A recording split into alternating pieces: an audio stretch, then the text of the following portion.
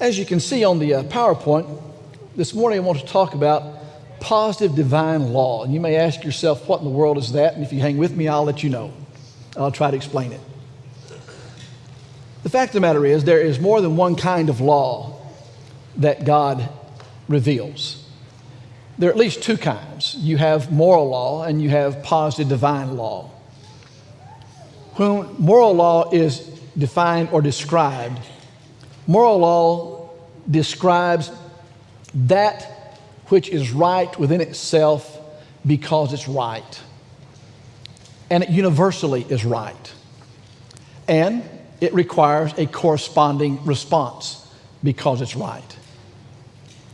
In fact, when we look at the Ten Commandments, especially the last 4 of those 10 commandments, every one of those grow out of a moral law. A moral law that was in place before the 10 Commandments ever were revealed by Moses. It's never been right to lie. It's never been right for another man to have another man's wife. It's never been right to take life. We think about moral law is right because it's right, and it's always right because it's just right. Positive divine law is different, however. Positive divine law makes that right which has not been. And notice how I said that. It makes law right which has not been until that law is revealed. In fact, here is where the real test for us as believers and the test for man lies. And that is, how do we respond to positive divine law is indicative of our loyalty, our commitment, and our devotion to the lawmaker, that is, to God. Because positive divine law is not law that is right because it's right. It's right because of who gave it. It's right because God is the giver of that law. Now, when that positive divine law is something that we see that is good or something that we like, there's no real challenge for us. However, when that positive divine law gives a law for which we can see no good in or coming from, that's where our devotion and loyalty and our allegiance are tested. Or when that positive divine law is given and it seems to contradict or run in head-on in collision with that moral law. That's where the test comes. Or when that positive divine law is given and it seems simply to make the wrong right, then we are challenged in our devotion. So positive divine law is where the real test lies for us. It is where the real demonstration of our faith, our devotion to God, is demonstrated. Now, we'll get to some ramifications of all this in the end. So I want to put a peg on moral law. We're going to leave that for right now. And we're going to just deal in the rest of the lesson with what I've described as positive divine law.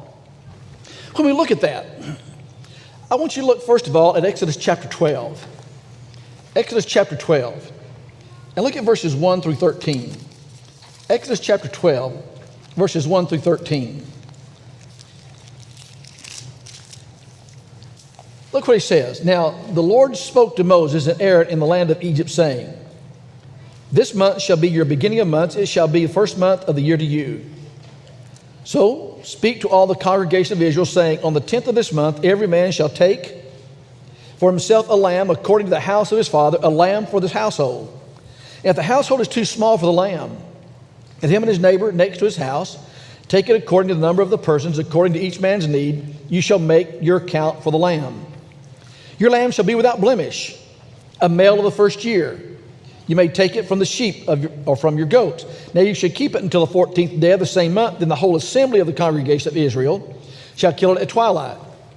And they shall take some of the blood and put it on the 2 doorsteps or doorposts and on the lintel of the houses where they eat it. Then they shall eat of the flesh that night, roasted in fire, with unleavened bread and with bitter herbs they shall eat it. Do not eat it raw, nor boil it all with water, but roast it with fire, its head with its legs and its entrails. You shall let none of it remain until morning. And what remains of it until morning you shall burn with fire. And thus you shall eat it, with a belt on your waist, your sandals on your feet, your staff in your hand. So you shall eat it in haste. It is the Lord's Passover. I will pass through the land of Egypt on that night, and will strike all the firstborn in the land of Egypt, both man and beast. Against all the gods of Egypt I will execute judgment. I am the Lord. This is an illustration of what I'm talking about, of positive divine law. Now, this passage is just ripe with opportunities to say but. For example, is there any power in the blood that's going to be put on the doorpost and lintel? Is there any inherent power in the blood to prevent death from coming to the house? No. Question, doesn't God know which house contains the Israelites and which house contains the Egyptians? Couldn't God do this some other way? Why did he have to have the male lamb or the goat? Why doesn't God choose to do it some other way? Why is it that they have to put the blood where God said to put the blood, and take the blood from the lamb that God said to take the lamb? It's not because it's a moral law. It's simply because that's what God said. You see, Moses and Aaron didn't have the disposition that, well, I'm going to argue with God about this. I'm going to ask God about the exceptions of this. They weren't of the disposition to ask, what good will this do? They simply instructed the children of Israel to put the blood where God said put the blood, and take the blood from whom God said take the blood. Now, how did it turn out? It turned out just like God said. For some, the placing of that blood was life. For some, the absence of that blood was death. You see, here's the difference between the spirit of disobedience and the spirit of obedience. Is there any rational reason that man can possibly conjure up in his mind that would come up with the conclusion to say, this is what we need to do to save the lives of the people in this house of these Israelites? Why did they do that? Because they had the spirit of obedience. The spirit of obedience was committed to God, whether they could see that it did any good at all, whether it was something they understood or not. And those who did not were of the spirit of disobedience. Why? Because they followed their own reasoning and simply asked the question, what good will it do? You see how that is? That's dealing with positive divine law. It simply is there and right because God said so. And Moses did not ask, what good will it do? Second illustration. I want you to turn with me to 1 Chronicles chapter 15.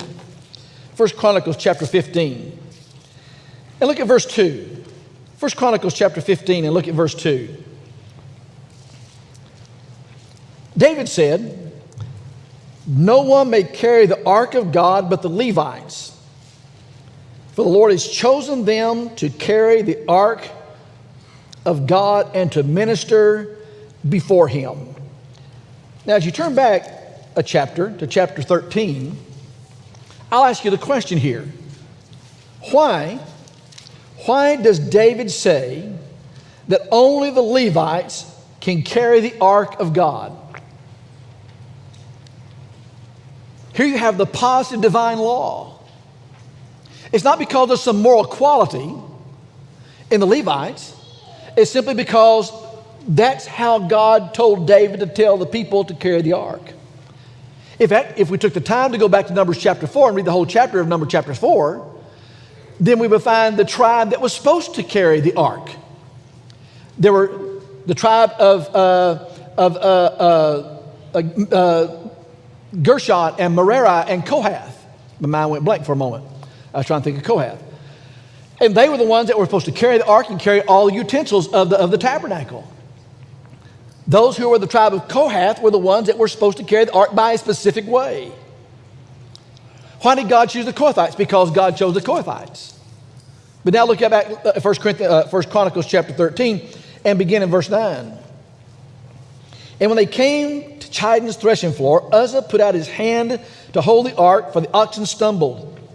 Then the anger of the Lord was aroused against Uzzah, and he struck him because he put his hand to the ark, and he died there before God. And David became angry because of the Lord's outbreak against Uzzah. Therefore that place is called Perez Uzzah to this day. David was afraid of God that day, saying, how can I bring the ark of God to me? So David would not move the ark with him into the city of David, but took it outside into the house of Obed-Edom the Gittite. Now there's several things about that story that are kind of a humorous thing to me in the midst of something that's sad. For example, I'll start at the end. David was afraid of God, so he's not going to take it into Jerusalem, but he'll take it into the house of Obed-Edom. Don't you have to move it either way? Don't you have to transport it either way? He can move it to Jerusalem, he can move it to the house of Obed-Edom. Why, if you're afraid of God, don't you just leave it set still? But instead, he moves it to the house of Obed-Edom. I find that a little puzzling. But that's not the point. The point is, no, look at what happens to Uzzah. Uzzah touched the ark. Here the ark is being carried along, and whatever modes of transportation is being carried along, but somehow it looks like it's going to fall. And what does Uzzah do? He does what you and I would do. We instinctively. I don't know the picture here. I don't know the movie. I don't know if this is something Uzzah premeditated, but I doubt it. It seems to me like something reflexive. Here the ark is following, it's going along there, and Uzzah just reaches up, and boom, he's dead. Why? Why is Uzzah struck dead? That seems a little unmerciful. I mean, come on, God. Can't you just see this guy's trying to protect the ark? He doesn't want to fall and crater and crash. We understand how special this is. I mean, look, he had good intentions. Don't you see? He was just simply trying to protect that which was sacred. Except, he wasn't supposed to be carrying it at all. He was not of the tribe of Kohath. And God said only the Levites, and particularly the tribe of Kohath, could carry the ark. Now, Exodus chapter 12 and 1 Chronicles chapter 15 are where the religious world at large lives. The mode of reasoning is, what good will it do? Or, if we have good intentions. But notice God's response to both of those. For those who ask what good will it do, they were not spared. For Uzzah to simply have good intentions, he lost his life. In fact, there's one other scene. Jordan talked about that this last Wednesday night when he dealt with 1 Samuel chapter 1 through 7. If you go back to chapter 6 of 1 Samuel, here the ark evidently is in the hands of the Philistines. Among the Philistines, there's one set of there's a family called Beth Shechem or Beth Shem, and they have the ark. Now, having seen Indiana Jones and the pursuit of the ark, the lost ark, don't you think that if you saw the ark, that you might be a little curious as to what's in the ark? I mean, come on. Here's Beth Shemesh, and they have the ark there, and hey, just a peek. I just want to see that rod, the table of showbread. I just want to see the law. I just want to see those things. Now, 1 Samuel chapter 6 says 50,070 were killed. I don't know about you, and I'm a little slow on the uptake on some things.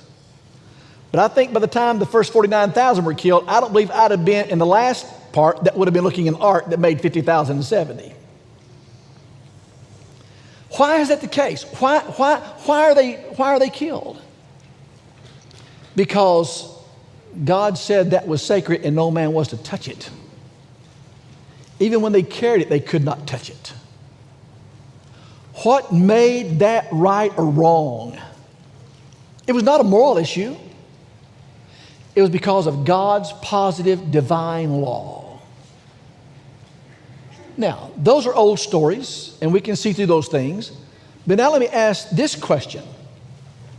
Look at this question, and that is, what would we do if we should come to a positive commandment that would come into direct collision with a moral law? Now what do we do? What do we do if we have a positive divine law that comes into collision with a moral law, a direct collision with moral law? Someone said, well, God would never do that. God's consistent. God would never do that. God would never cross his wires here. But he has done it. Where did he do it?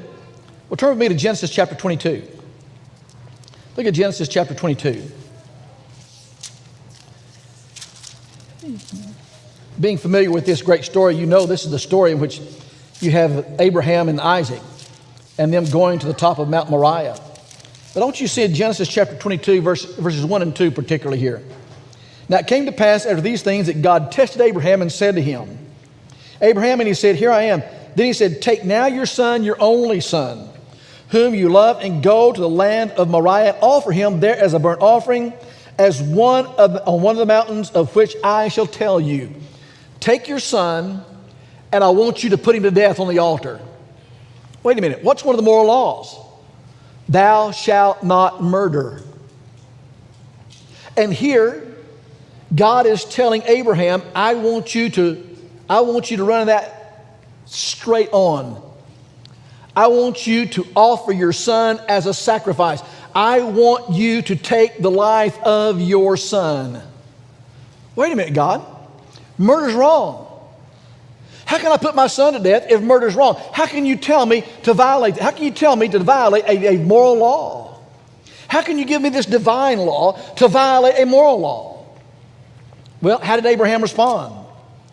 It says, verse 3, so Abraham rose early in the morning, saddled his donkey, took two of his young men with him and Isaac his son, and he split the wood for the burnt offering.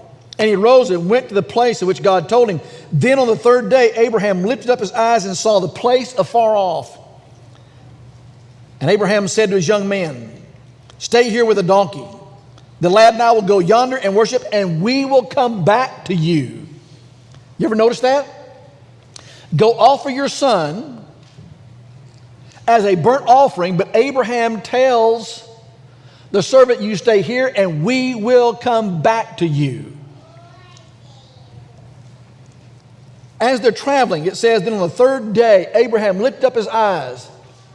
I wonder if the scene was so, how often does he look at his son here, the traveling the 3 days? I mean, they're going along here, however long it takes, but it's the third day, they're traveling, they see the place. Do you think those 3 days he's looking at Isaac and saying, son, I know something you don't know, and I'm going to have to put you to death. I'm going to kill you. I'm going to put you on this altar and offer you as a burnt sacrifice. You think he looked kind of longingly at his son? I mean, after all, this was the son of he and Sarah at advanced age. They don't come around every day. You know, you can't put a coin in the vending machine and get another son out here. I just kind of wonder, what was Abraham thinking about when he's these 3 days and finally looks at the third day and says, there it is. But continue on. It says then, verse 7, but Isaac spoke to Abraham, his father, and said, my father. And he said, here I am, my son. Then he said, look, the fire and the wood, but where is the lamb for the offering? And Abraham said, my son, God will provide for himself the lamb of burnt offering. So the two of them went together.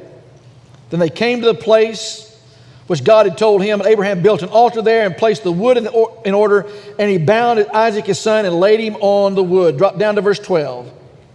Verse 11 says, and the angel of the Lord called from heaven and said, Abraham, Abraham. So he said, here I am. He said, do not lay your hand on the lad or anything to him, for now I know you fear God, since you have not withheld your son, your only son. Then verse 15, then the angel of the Lord called Abraham a second time and said, by myself I've sworn the Lord, because you've done this thing and not withheld your son, your only son, blessing I will bless you. And I will multiply your descendants as the stars of the heaven and as the sand which is on the seashore. Your descendants shall possess the gate of the enemies. In your seed all nations of the earth shall be blessed, because you have obeyed my voice. So Abraham returned to his young men, and they arose and went together to Beersheba, and Abraham dwelt at Beersheba. But did you notice what happened in verse 15? The angel of the Lord said a second time, wait a minute. Aren't there several things here that run through our minds that just kind of are incredulous to us here? The first thing, notice, Abraham doesn't argue with God. He doesn't equivocate with God about this. He goes because God said go. I'm reminded of the words of Peter in Luke chapter 5 and verse 8, when he said, the Lord told Peter to cast your nets on the other side. He said, Lord, we've been fishing all night. Nevertheless, at thy word. At the word of God, Abraham went and he took Isaac. There's no indication here he asked Sarah's advice about this. No indication he took anybody into confidence about this. And now here's his son. We know this. Here's the son that is going to be the one that's going to produce the promised seed. If this one is put to death, now what? Now what's going to happen? And so there's several things that are running hell on in this. But then at last it says, and the second time the angel said that. How many times is it going to take you for God to tell you, don't kill your son? Are you going to be slow of hearing there? I think one time is sufficient for me. But here Abraham is determined he's going to follow God's will. And the second time he said, listen, don't do this. Blessing I will bless you. Cursing I'll curse all your enemies. I'll bless all the nations of you. Don't do this. But throughout the narrative it says, God says, now I know. Did you pick that up? He says, now I know that you believe me. Now I know about your faith. But listen, that's just Abraham. Did you get the text? And it says, Abraham took his son and placed him on the altar. He bound Isaac his son, laid him on the altar upon the wood. Abraham is 99 years old when Isaac is born, and Isaac had been around long enough to be a fairly good-sized young man. We had Brooks and Easton and McCoy this last week, and Brooks is 13. And he wanted to wrestle a little bit. And so in our playing around, we wrestled quite a bit. And I determined that at 13 is about time to quit wrestling him, because next year I'll probably not be able to take him. I remember when Cody was growing up, and I wrestled him one match short of him knowing he could whip me. Now, Walt, you got a long time to go, buddy. You're stout. What I'm saying about that is, don't you think Isaac could have resisted? Why do you think Isaac allowed his father to bind him and put him on the altar? Because Isaac has seen his father worship God. And because evidently the faith of Abraham has been instilled in Isaac. So what must Abraham have been thinking about this? Well, we're benefited because we have the Hebrew writer that tells us. Why could Abraham say, you stay here and we will come back? Why would he obey this positive divine law that runs head-on collision with a moral law? Why would he do that? Well, for Abraham, it's because he'd already reasoned that God gave him to me when I was in a figure dead in the flesh. And if he can give him to me and Sarah when she's dead in the womb and I'm dead in the flesh, we're past the childbearing years. If he can give him to me when I'm dead here, he can give him to me by raising him from the dead. That's the faith that Abraham had. And he did not equivocate, he did not halt, he did not stumble at the divine command of God. Now, let me ask one other thing here. And that is, why would we follow the instructions from God? Because God is faithful. God is faithful. So when we come to the New Testament, and we turn to a passage like Mark chapter 16, verses 15 and 16, where the disciples are told to go into all the world and preach the gospel to every creature. And this is what I want you to preach. He that believeth and is baptized shall be saved. He that believeth not shall be damned. Is there any moral quality in that? Is there anything in the water that is efficacious, that is sufficient, strong enough to wash sins away? Is there anything we can look at that and say, you know, I can see the good that can come from that. In fact, some harm could come from it. And by the way, you know, that's a fairly humiliating kind of process to go through. I mean, couldn't God have decided he wants to save man from his sins some other way?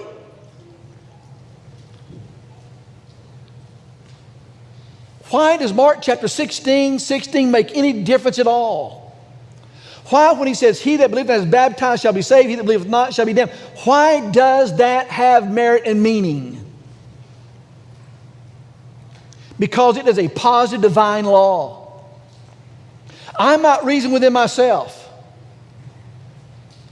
God could provide some other way. And by the way, wouldn't some other way be just as good as that way? Wouldn't someone with the best of intentions, wouldn't God know their heart? Didn't God know the heart of Uzzah? I mean, surely God knows the heart of Uzzah. Why strike this guy dead? I mean, that's just an external compliance. Doesn't God know the heart of this man? Why be so worried about this external compliance? Doesn't God know the heart? Why be so worried about the external compliance of being immersed in water by somebody? Doesn't God know the heart? Doesn't God know the best of intentions for people?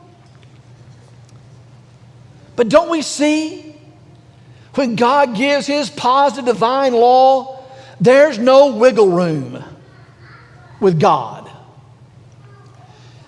Now, in the beginning, I said I'm going to put a peg on moral law. I'm going to come back and pull that peg up right now. I can't explain this.